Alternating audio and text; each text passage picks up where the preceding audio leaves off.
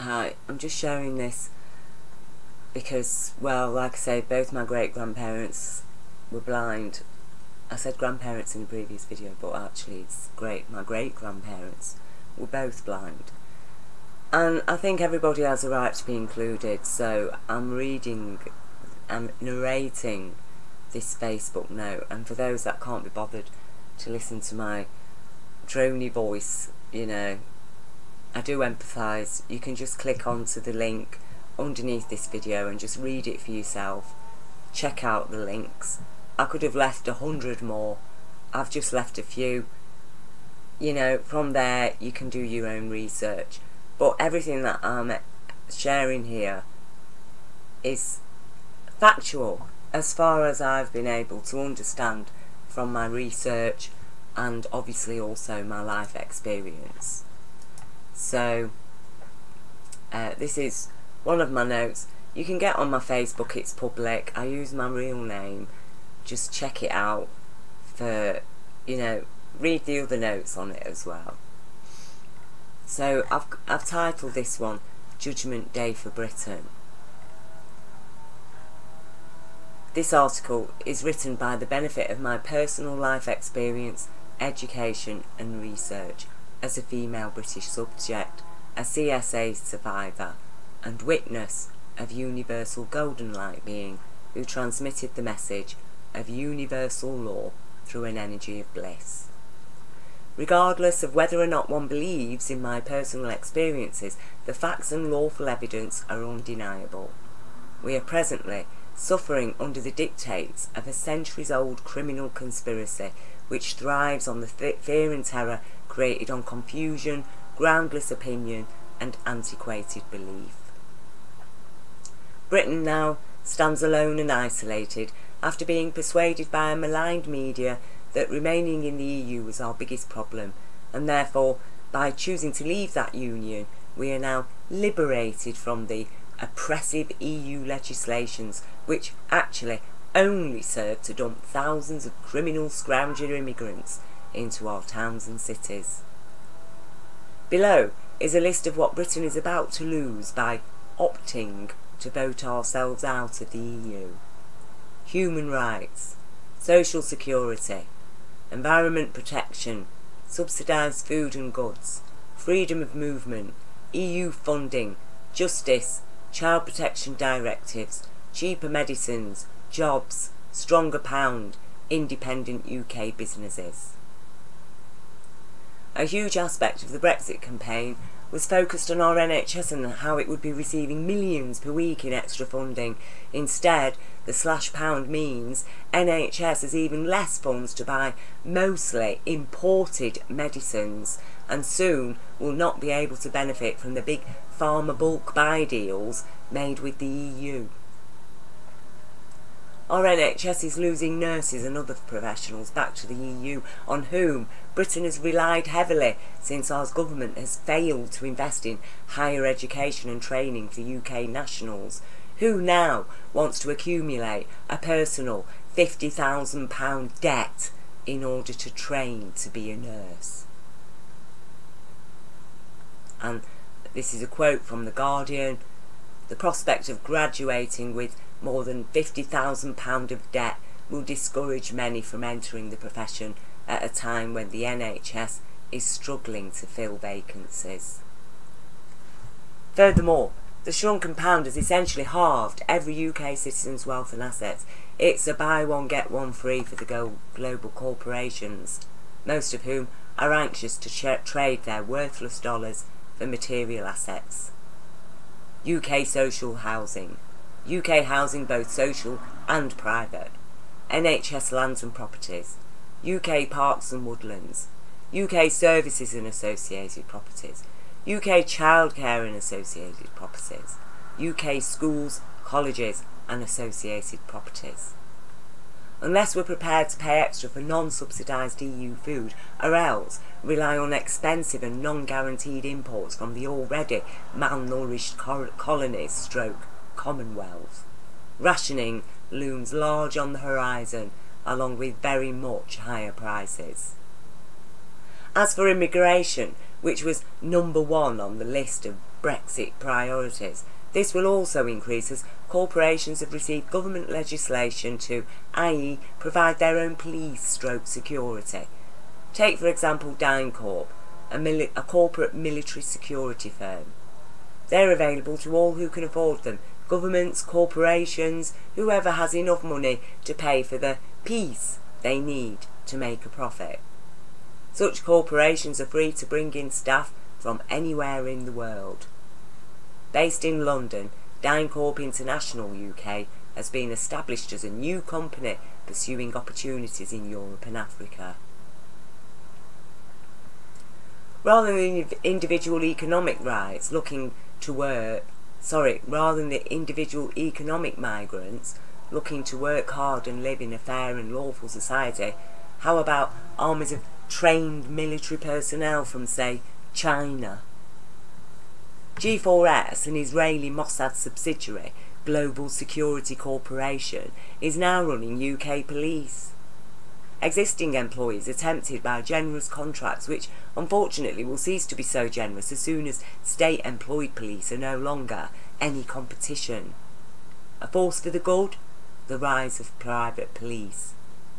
A third former commissioner, Lord John Stevens, who served from 2000 to the end of 2005, is on numerous boards of companies mopping up traditional policing services. They include the biggest private forensic science laboratory, whose workload has increased with the closure of the state-run provider.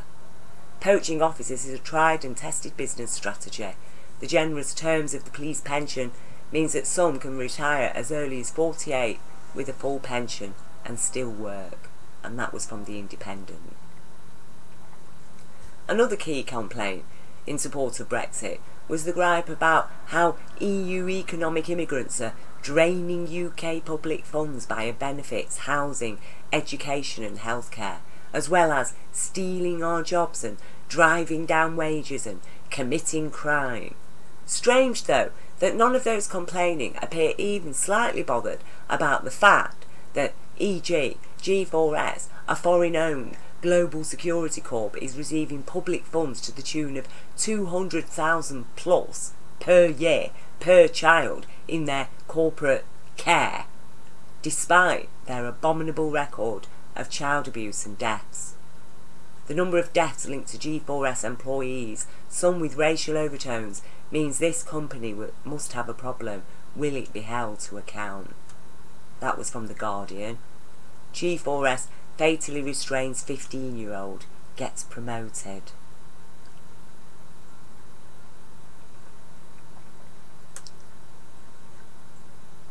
And that's from Open Democracy.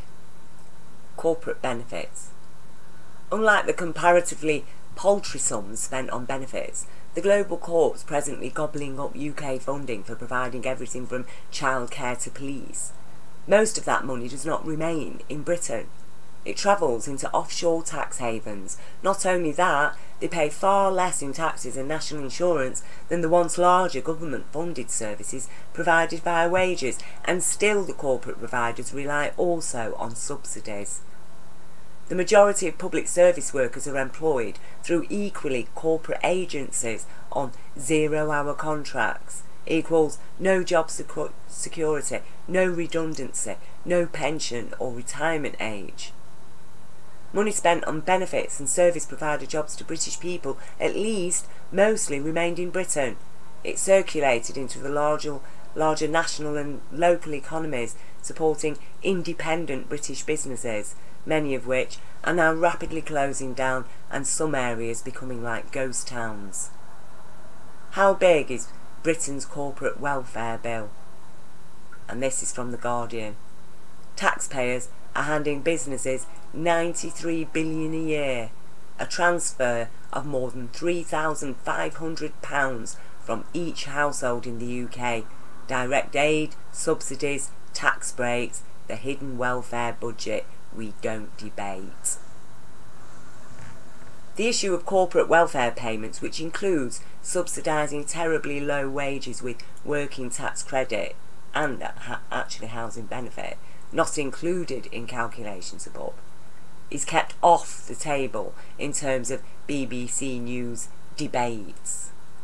This is actually solid evidence that far from being non-biased, the BBC are in truth extremely biased simply by choosing to ignore the valid counter-concerns to those feeding into xenophobia. A nation is subject to intense media propaganda about how impoverished immigrants are destroying our culture, stealing our jobs and benefits.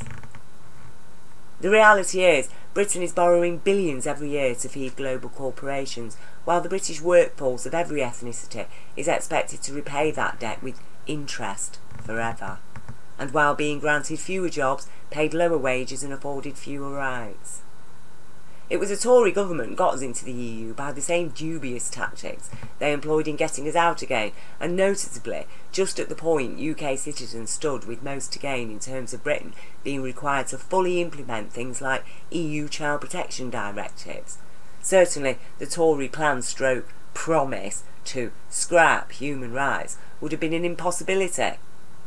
The very fact that a Tory government had stated their intent to deny our human rights is all the evidence we need to be sure that they played devil's advocate as a political strategy, knowing full well that a Tory-backed Leave campaign was a political dead duck.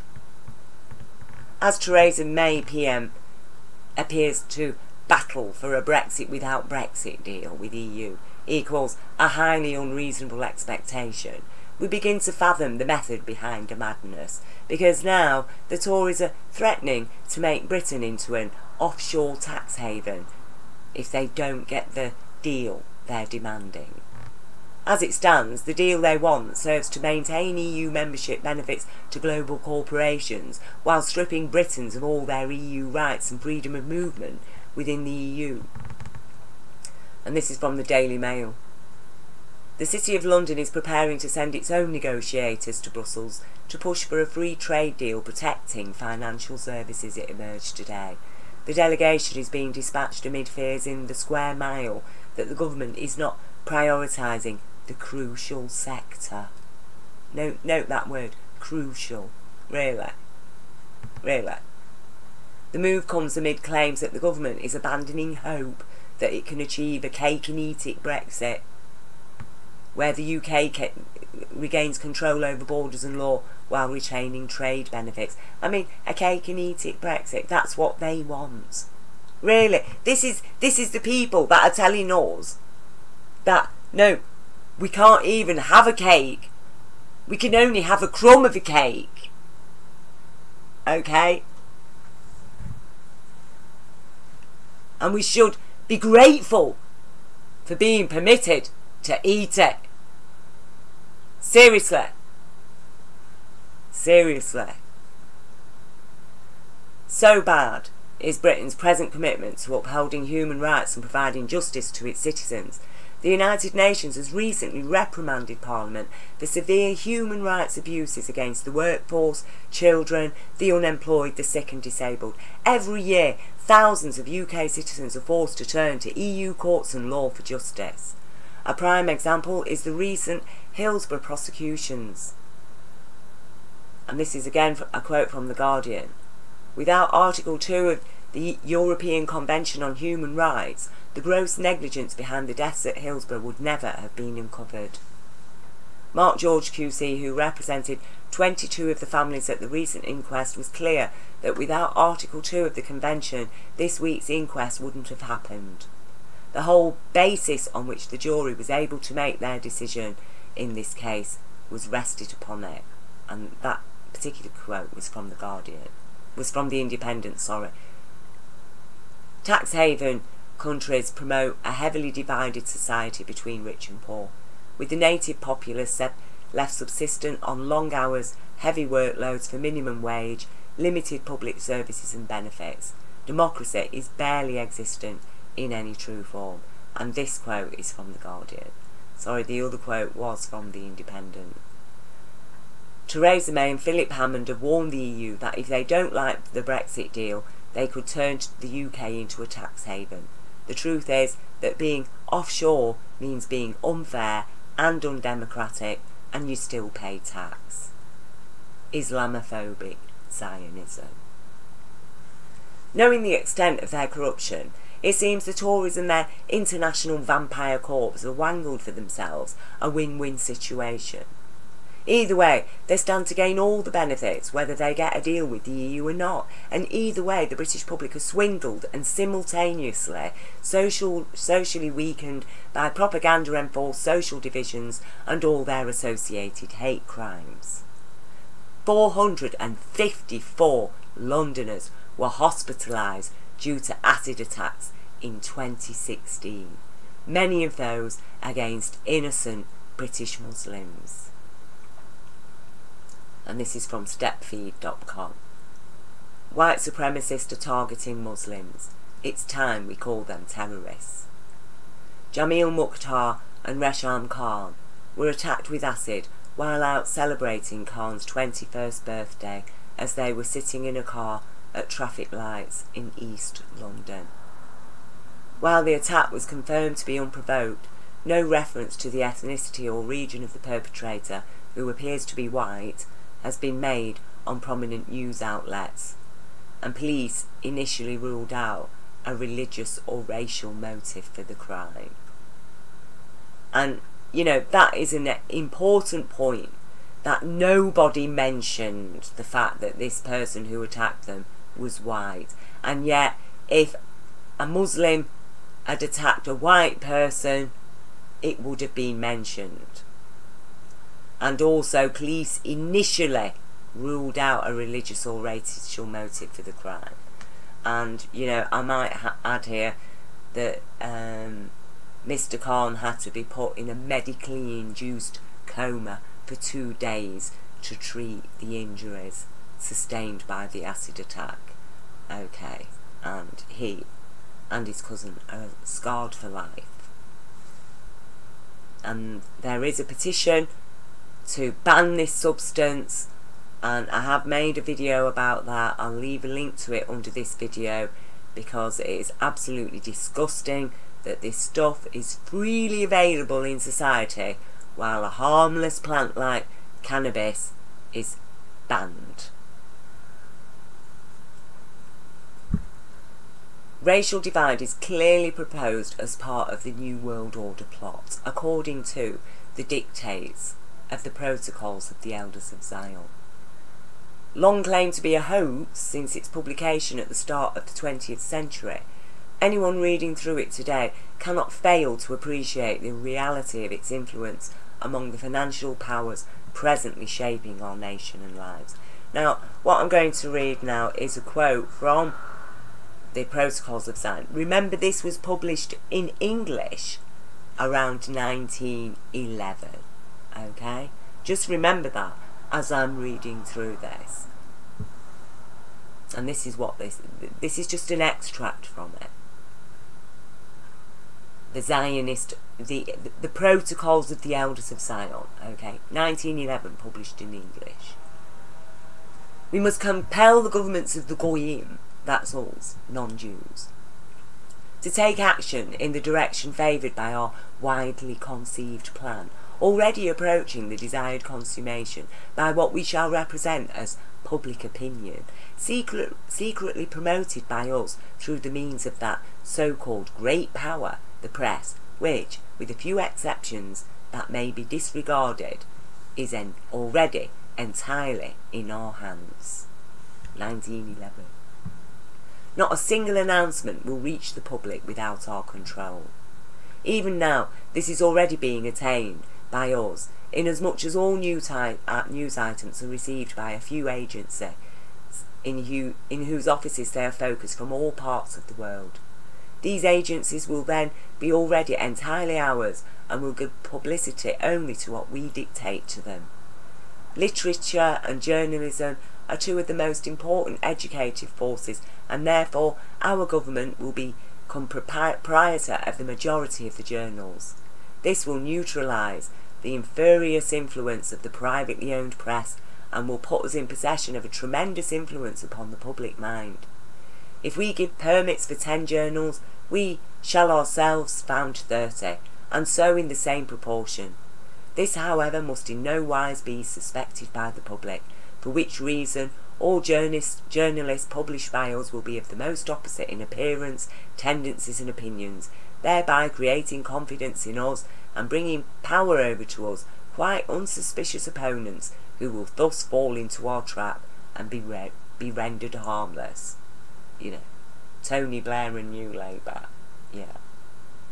In order to distract people who may be too troublesome from discussions of questions of the political, we are now putting forward what we allege to be new questions of the political, namely questions of industry.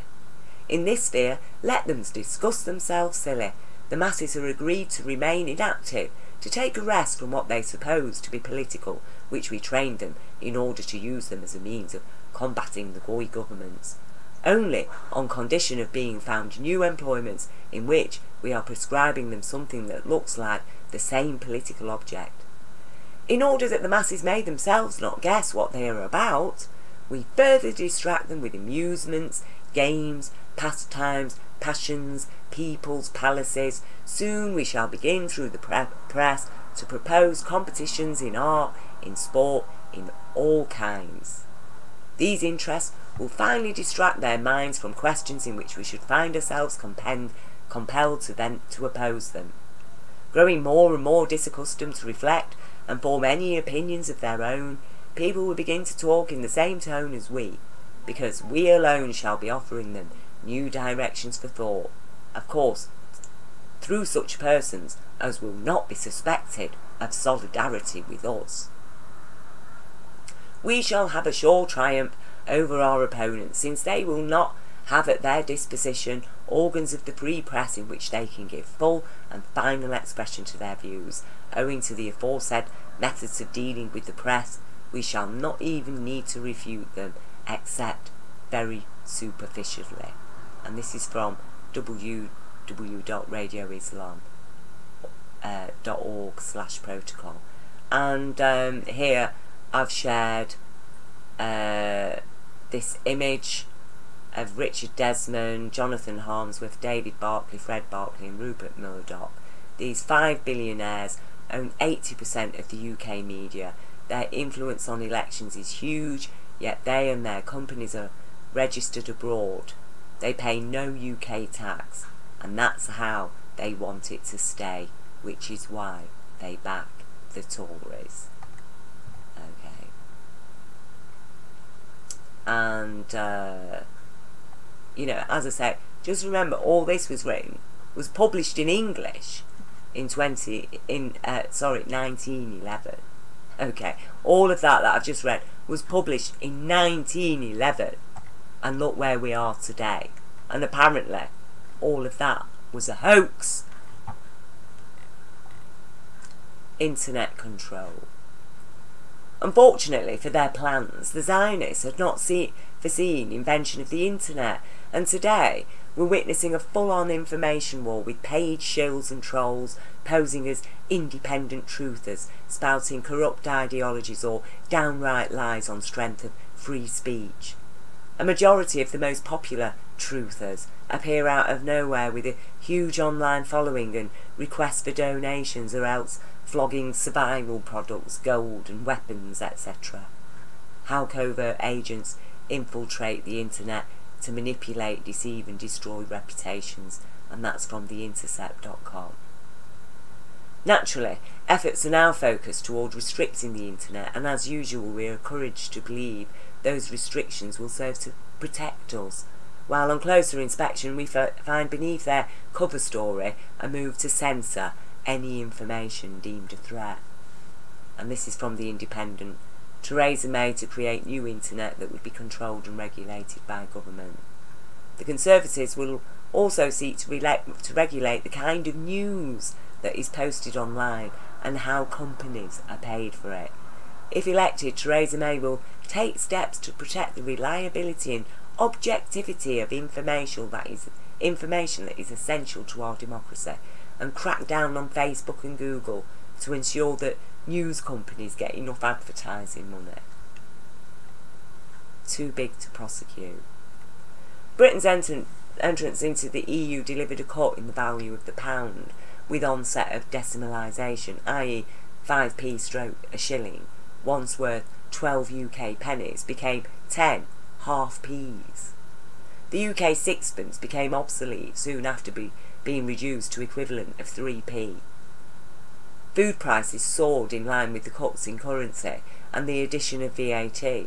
At the start it was all pay and no gain, but the British public were assured that future generations would reap the full rewards as our membership grew more secure and we gained more access to the benefits. Many have argued, including myself, that our entrance into the EU was illegal, since it was imposed without a referendum. By the time the referendum was granted, the public were then subject to BBC rhetoric designed to support EU remain, i.e. how disastrous it would be to suddenly pull out. There was no question then that our government was intent on scrapping human rights or returning the workforce to the severe imbalances of Victorian Britain, where welfare equated to the workhouse and wages for over 40% of the population afforded at most survival on the breadline. The common arguments in support of the Leave campaign stroke Brexit are that the EU is corrupt, is delivering hordes of impoverished immigrants, and its support of human rights amounts only to protecting immigrant criminals. No one is interested in the truth that successive British governments have failed to honour the human rights of UK citizens who equally have consistently failed to stand up for them, preferring instead to complain that immigrants are protected by them. The fact that immigrant criminals' human rights have nonetheless been protected is due entirely to the existence of international bodies who will endeavour to provide legal assistance to immigrant victims of human rights abuses. Faced with the prospect of choosing between a corrupted EU, which nonetheless still upholds our rights and provides a regular source of subsidised food and medicines, as well as employment and business options beyond our national borders, or else an even more corrupted national government, fully in bed with Zionist banking elites and their collectively owned and controlled corporate interests who have been promised scrapping of human rights, many, like myself, chose Remain. It is one thing to leave an abusive partner, it's quite another to leave that partner to be under control of economic terrorists who perceive our human rights and child protection directives as a threat to their pet pedo sadists and profit margins, and who collectively have conspired through deceptions of fraud and theft to rob UK pensions, trusts, funds, independent businesses and life savings of independently wealthy British citizens, and who now eagerly await the gifts of a government-legislated banking and building society bail-in. Equals direct corporate access to the public savings, homes and assets on behalf of repaying what we know is a criminally imposed and created debt. The corporate banks are relying on our willingness to believe that A, the debt is real, B, we are responsible for repaying it, C, we are powerless to refuse. And this is a YouTube link, Gordon Bowden, Follow the Money. In-depth look at the scumbags in British politics and beyond, who should be looking after the interests of the people, but instead do the bidding of fraudulent multinational corporations, making a fortune for themselves while everyone else suffers. Gordon Bowden is a retired RAF engineer. Despite the conclusive evidence presented by courageous individuals like Mr. Bowden, the reality is we're informed by our police and government that the criminal financiers are too big to prosecute, in which case the law has ceased to exist in any real terms except as a tool of oppression against those judged small. The extract below, shared from a government website, explains why overseas companies should set up in the UK. Our flexible labour laws mean companies can employ staff in a way that suits the needs of their businesses, i.e. 0-hour contracts plus no human rights. Labour costs in the UK are most competitive in Western Europe, helped by low employer social security contributions, dismal wages topped up with state-paid working tax credit and limited social security.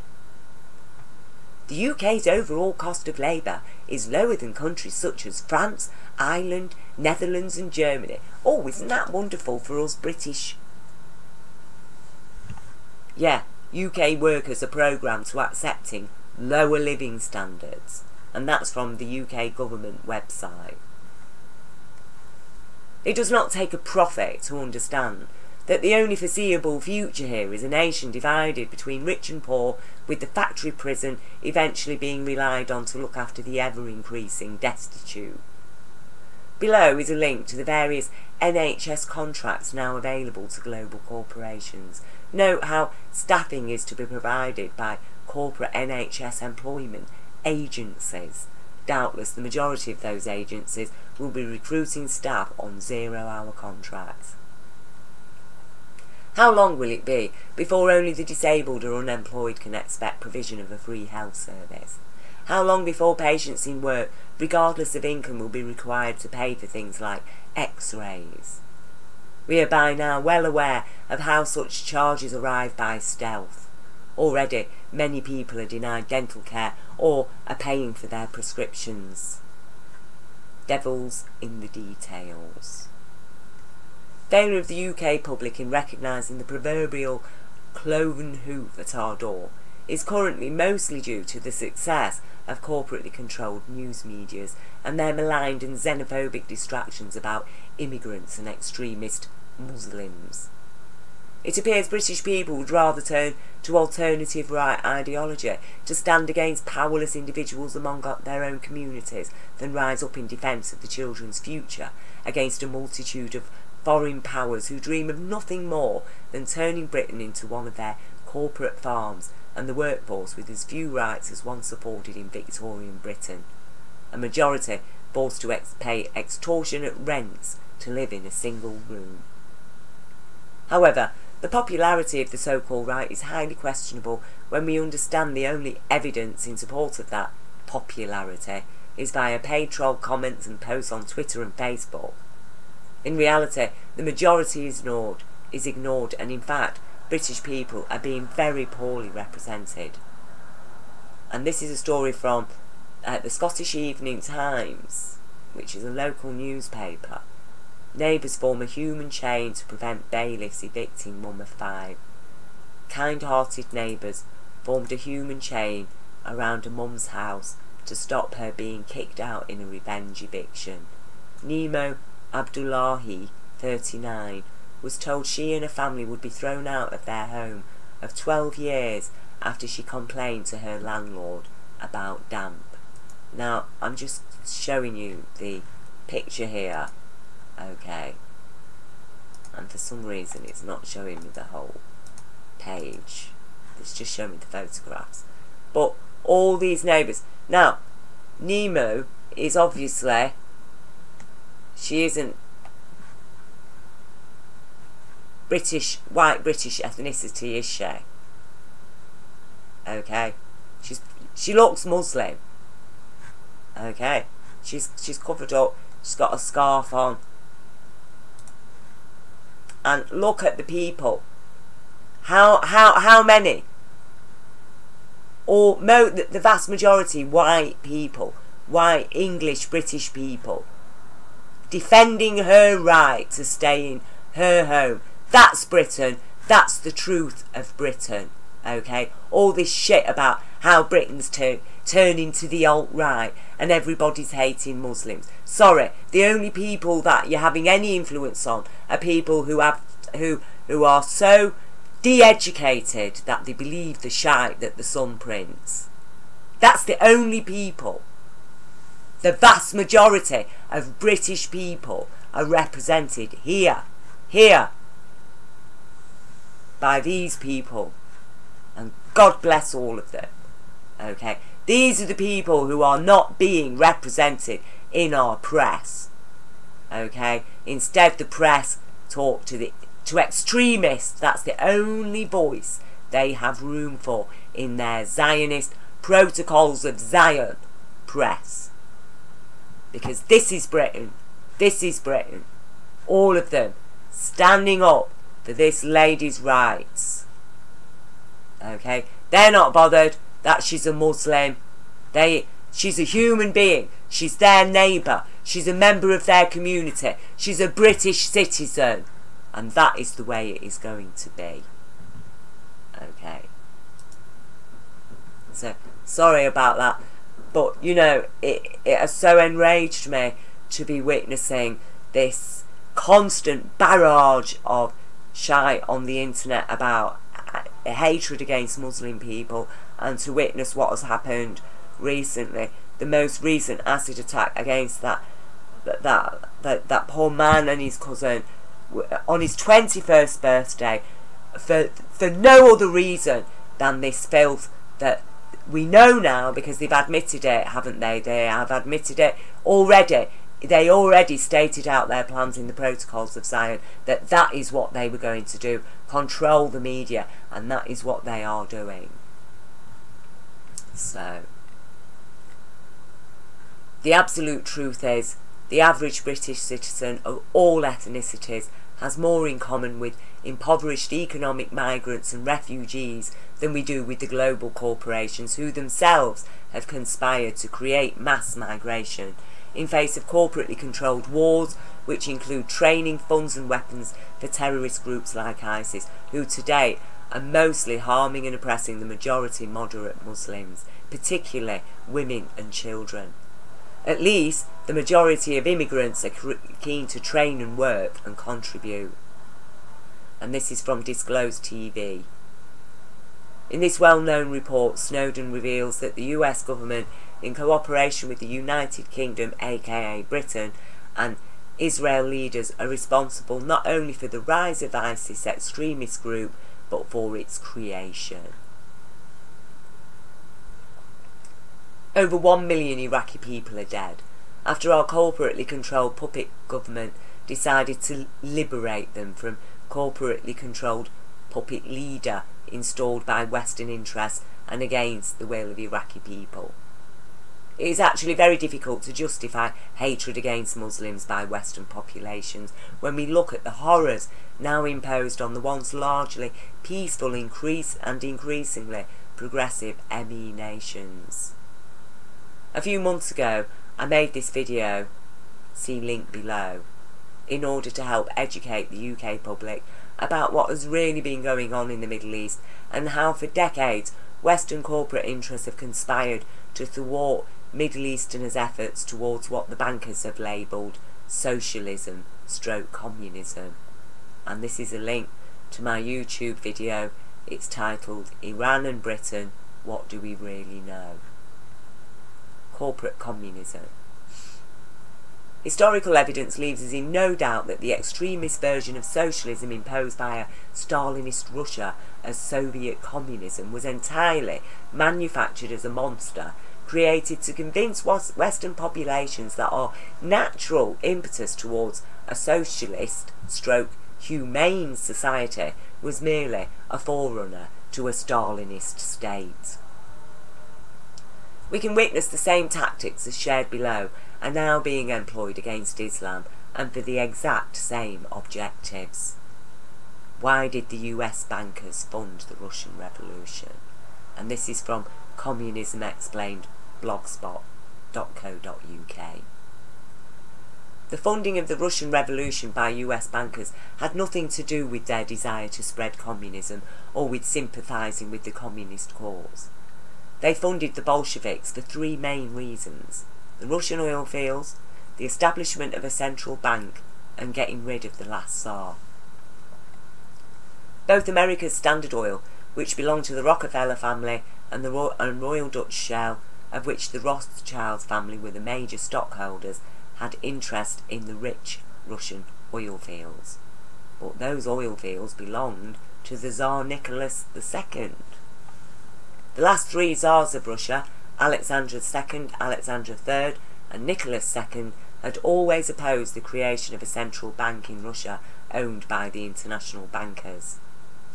The Tsar Nicholas II was not only in the way of the international bankers in regards to the Russian oil fields and the central bank, but was also well aware of the bankers' plot to take over the world. The Bolsheviks did not only kill Tsar Nicholas II, they also killed all the members of the Russian royal family, including women and children. So successful are the corporate campaigns, the British public have been persuaded to relinquish the balance achieved via a welfare state working alongside private businesses and regulated finance, and to such a degree that it's not a leftist state-imposed communism we're now threatened with, but instead an extreme right corporate communism. The very fact that the mainstay of an inhumane political ideology is labelled right fundamentally belies the truth that any ideology which seeks to deny our human rights on strength of class, wealth, race or gender is actually an inherent wrong and is a crime against our humanity. And to such a degree, the World War soldiers returned home to Britain fully determined to permanently end that wrong. Yes, the corrupted establishments used Commonwealth immigration to dilute our social unity, except it proved unsuccessful as British people and Commonwealth migrants began to assimilate. Drastic steps were taken to divide the multicultural communities, i.e. in early 70s, Manchester Moss Side was completely demolished and all residents rehomed in specific areas according to their ethnicity. An aunt of mine was refused rehousing on an all-white housing estate due to being married to a Jamaican. Eventually she was granted permission on the point that all her family and parents had been moved there. So what's the answer? The solution is to abandon antiquated political ideology. There is no place for a falsely titled right wing acting against the interests of a political left wing. Can a bird fly with only one wing? No, it cannot. And that is why Britain is sinking and not flying, save for the pigs of finance who will happily see millions starve, suffer and die so long as the few get to line their pockets and take control. Psychopathy and sadofascism, it seems, are something to be celebrated as strength. The satanic law of might equals right to do as thy will has taken precedence over our common universal law by the covertly imposed maritime corporate law, which fundamentally assumes every citizen is dead. Certainly, when it comes to asserting anything near sense and sanity in this world, the public may as well be dead and buried in terms of our collective voice and power ever achieving any radical results against a radical force of inhumane powers. Compromise is the most we have managed to achieve within battles which amounts to squabbles over crumbs. The gender division. Nowhere are the established social imbalances more obvious than on the issue of women's rights, i.e. instead of women achieving greater spending power, both husband and wife must now work to earn a standard of living previously provided by just one household wage. The idea that women's rights can be addressed by giving them the same opportunities and pay as males in no way addresses the economic disadvantages of pregnancy and child raising, which leave women financially dependent either on the state or partner. Women are expected not only to suffer less income while producing the next generation, they are expected to return to work as quickly as possible and hand their child over to corporate nurseries in order to earn a wage to raise their child, who, as an adult, will be earning profits for the corporations. The female, it appears, is one of nature's freebies to the corporation. Just deny her rights and wait for the next generation of wage slaves to pop out. She can be relied on to provide and care for them too. Worse still, condemn her for being irresponsible if she produces too many. Universal law traditionally gave women rights to time off during pregnancy, menstruation and child raising, and again we witness the historical assault against those rights as they're corrupted into negative religious interpretations that claim a woman's rights of rest during menstruation are due to her being unclean and suffering God's curse. The bottom line is, in destroying our natural matriarchies, the true patriarchy is murdered and easily replaced with the existing oligarchy which, to this very day, continues to deceive humanity, imposing as the patriarchy. The fact is, no human male fully connected to his sense and sanity would tolerate being governed by rulers who legally define his partner as inferior / stupid and his children as minor / lesser unimportant human beings. The oligarchy has succeeded by pandering to the most basic aspects of the most physically powerful humans, equals the male. Armed with the might equals right to do as thy will philosophy, a man may sire many children from many women as is legally bound only to provide for those born to the woman he decides to marry. All others were deemed illegitimate / bastard, with no legal rights to patriarchal care, funding or inheritance.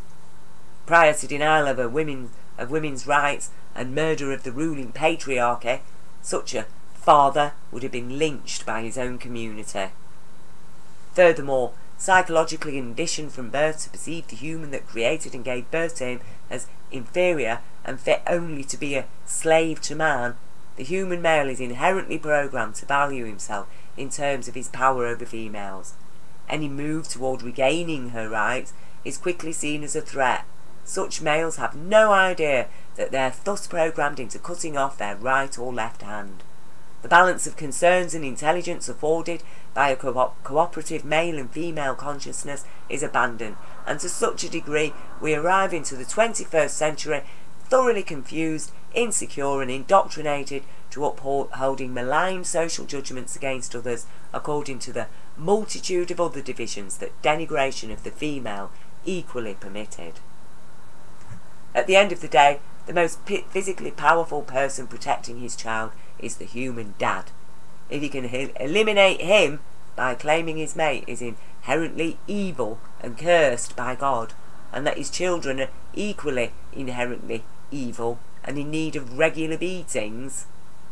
Add to that the false ideology espoused by the Roman gender constructs that claim the strongest male human has no compassion or mercy.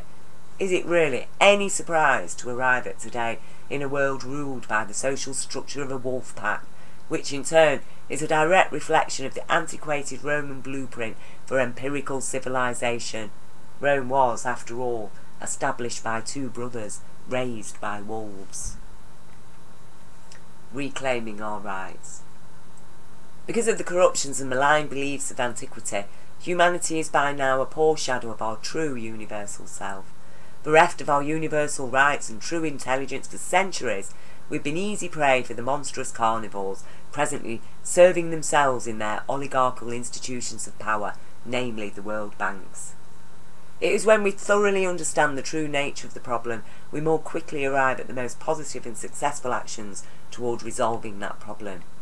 We need to remove the legal term minor as is presently applied to children. We need to demand satisfaction of our full human rights. We need to abolish the illegal and criminal maritime law. We need to establish our rightful and true universal law of abundance and compassion. We need to remove the fake cornerstone of competition/ignorance. We need to replace that with our original and stronger cornerstone of compassion, which unfortunately has been left for a stumbling block, i.e. any human with care and conscience is most unlikely to gain too much wealth or power in the oligarchical worlds. We need to once and for all accept that physical gold is largely useless to our daily needs, and its present and historically falsely inflated value has inflicted a terrible weight of crime and oppression against higher human consciousness. We need to understand that corporate imposed austerity equates to economic terrorism and is therefore a crime against humanity, which leaves children at severe risk. All of the above is exactly what present global powers have conspired to ignore, oppress and deny throughout every century. Commonly they play for time, silence concerns through blackmail and bribes, i.e. you never saw me abuse and kill a child, here's a bag of gold, or else how many children do you have again? Once a source of wealth has become powerful enough to convince a human that a child's life may be sacrificed for the sake of it, that wealth is thoroughly corrupt and can offer nothing of any true value to humanity. It is hardly any wonder that today most of our wealth and energies are devoted to producing weapons for war and terrorism, as well as mostly useless products designed mainly to placate and distract our natural intelligence. In the video link below I share a couple of my supernatural experiences, i.e. what technology do we have today that can tell us the contents of a box without opening it and even to whom those contents originally belonged. I know the universal light energies of our human mind can do that. It's just that the vast majority of humans are currently born into a world that cuts out our natural powers by focusing on the mundane and covertly instilling discontent and disease via disinformation, all of which we're persuaded to believe is our fault and part of our being, commonly being inferior to the self-appointed wolf pack elites. And I've shared a link here to my video titled Supernatural or Not Yet. It all comes down to a matter of belief. It's time we started believing in what we know. We do have human rights. Those rights are not being honoured. Criminal humans are present in every nation, class, gender, race and faith. E.g., killing all Muslims or Jews or Christians, etc. will in no way arrest criminal powers. Instead, they are increased. Madness serves madness, and all such battles serve only to eliminate more of the good on both sides. We also need to know now that our quantum light bodies are eternal. They are real, and our only spiritual connection to our eternal self is through our willingness and intelligence toward choosing to thrive under the beneficence of universal law, created by an intelligent universe which created intelligent life. We are not created to be slaves. God gave us free will for a reason. Certainly, Jah will is not ruling our lives on earth. Only they who conspire to deny universal intelligence and law are free to do as thy will, and what those sadistic powers have willed is establishment of their illegal corporate laws in which every child is born dead. Essentially, God's will returns to earth the moment humanity has the collective will to establish and uphold universal law of abundance and compassion. Our human right to live intelligently within balance and fair reason. Universal law provides the foundation for unconditional love. Without it, love is a mug and a loser. It's time we crowned love as king and queen of life, because true love is the only happiness worth having in this life, and all the gold on earth cannot buy it, match it or create it. The true gold in life is within our living body. It's high time we connected with it. It's time to stand up for the child. It's time to raise the dead. And here I've shared a link to Bob Marley's Wake Up and Live, and this image here is of a hemp leaf that gives us fuel, fibre, paper, food, medicine. Educate yourself. Thank you for listening.